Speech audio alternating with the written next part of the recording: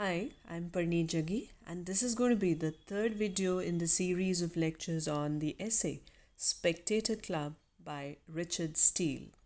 As we discussed, the first three characters that he talks about are Sir Roger de Coverley, the lawyer, Sir Andrew Freeport, and now in the next section, he proceeds with the next character.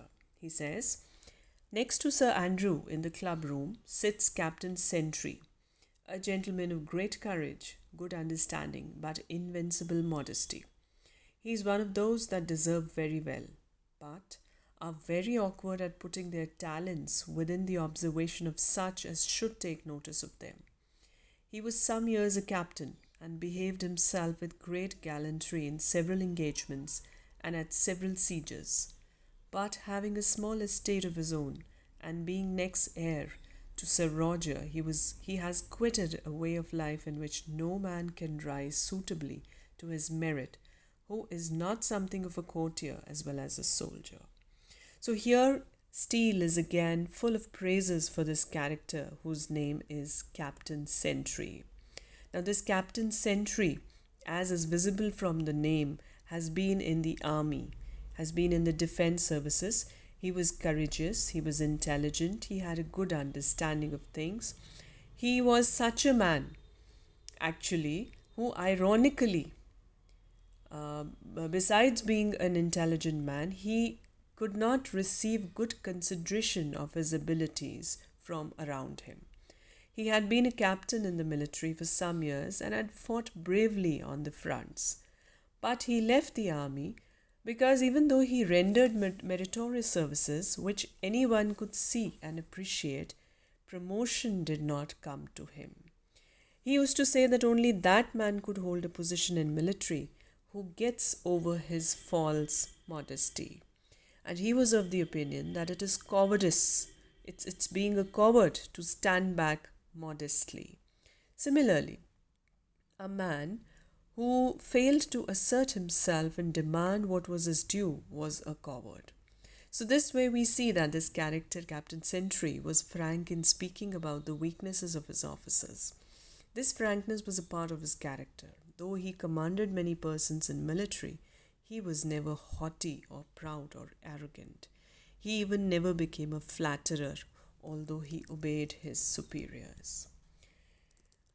Now in the next line, he says, but that our society may not appear a set of humorists, unacquainted with the gallantries and pleasures of the age, we have amongst us the gallant Will Honeycomb, a gentleman who, according to his years, should be in the decline of his life. But, having ever been careful of this person, and always had a very easy fortune, time has made but a very little impression, either by wrinkles on his forehead or traces on his brain. His person is well turned and of a good height. Now this is the next character that Steele is talking about.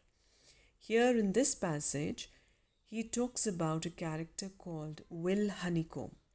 Though he looks old, he is old, but there are no traces of the passage of time on his brain or in his personality. He has an attractive personality. He could impress women by his talk.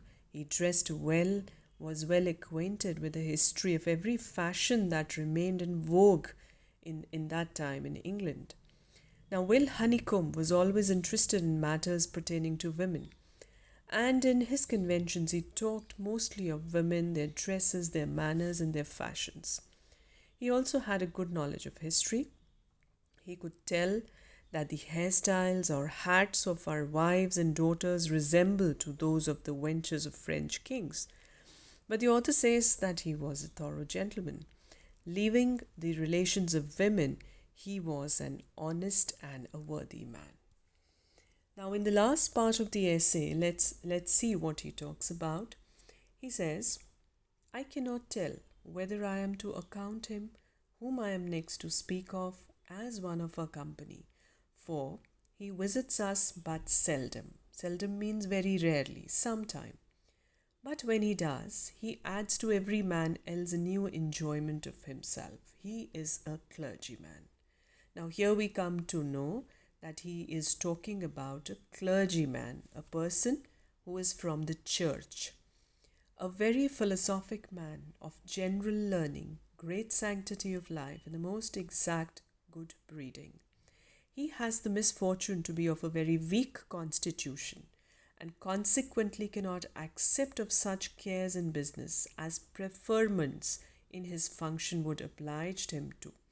He is therefore among divines what a chamber counsellor is among lawyers. Now, this is the last part of the essay in which he is introducing us to one of his own more companions who seldom visits them, and he's not a very regular visitor. He's a philosopher and a clergyman. He lives a sacred life, but he's very weak in constitution, means his health is not very sound. He has a weak, fragile body. And because of his ill health, he could not actually fulfill the responsibilities which the promotion in the church might have brought him.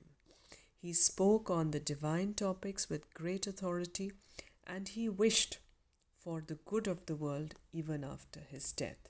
So he is projected as a noble character by Steele. So these were the 6 characters which have been projected and brought out remarkably well according to the Society of England by Steele in this essay, The Spectator Club. Thank you for now.